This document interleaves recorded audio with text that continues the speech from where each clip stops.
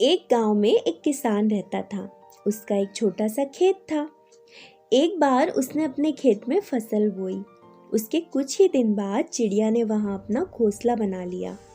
कुछ समय बाद चिड़िया ने वहां 2 अंडे दिए। उन अंडों में से काफी समय बाद 2 छोटे छोटे बच्चे बाहर आए। वो सभी खेत में ही अपना गुजारा करने लगे। फसल कटने का समय आ गया। सभी किसान अपने अपने खेत की फसल काटने लगे। फसल कटने से उस चिड़िया को और उसके बच्चों को वहां से अपना घोंसला छोड़कर दूसरी जगह पर जाने का समय आ गया।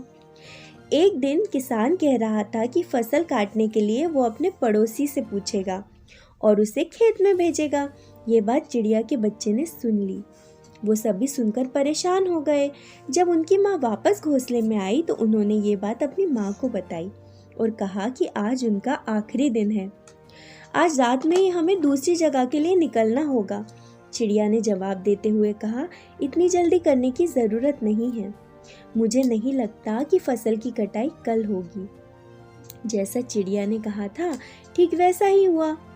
उस दिन किसान का पड़ोसी खेत में आया ही नहीं, जिससे कि फसल नहीं कट सकी। फिर जब शाम को किसान खेत में आया तो खेत को देखकर कहने लगा कि पड़ोसी तो नहीं आया, कल अपने रिश्तेदार को भेज देता हूँ। चिड़िया के बच्चों ने किसान की बातें फिर से सुन ली। फिर से वो सभी परेशान हो गए। उन्होंने ये बात अपनी माँ को बताई। उनकी माँ ने कहा, तुम लोग चिंता मत करो, मुझे नहीं लगता कि किसान का रिश्तेदार आएगा। आज हमें यहाँ से जाने की ज़रूरत नहीं है। जैसा चिड़िया ने कहा था फिर से वैसा ही हुआ। किसान का रिश्तेदार नहीं पहुँचा। ये सब देखकर चिड़िया के बच्चे हैरान हो गए। अगली शाम जब किसान खेत में आया तो खेत को जैसा का तैसा देखकर कहने लगा कि कोई भी कटाई के लिए नहीं आता है, कल तो वो खुद ही फसल की कटाई शुरू करेगा। ये बात भी चिड़िया के बच्चों ने सुन ली। जब बच्चों ने अपनी माँ को ये बात बताई तो उसने कहा, अब ये खेत छोड़ने का समय आ गया है। हम आज ही ये खेत छोड़कर दूसरी जगह चले जाएंगे। चिड़िया के बच्चे बड़ी हैरानी से अपनी माँ की बात सुन रहे थे।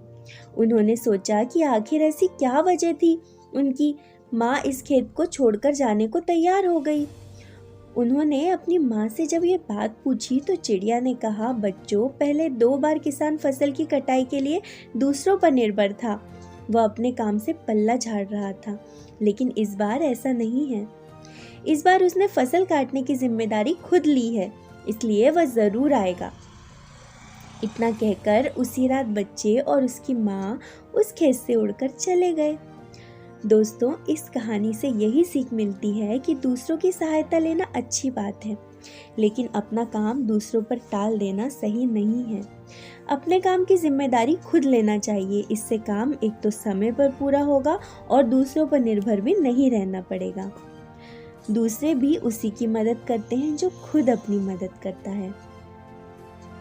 इसी तरह की और भी मोटिवेशनल कहानियाँ सुनने के लिए सब्सक्राइब कीजिए मेरे चैनल को।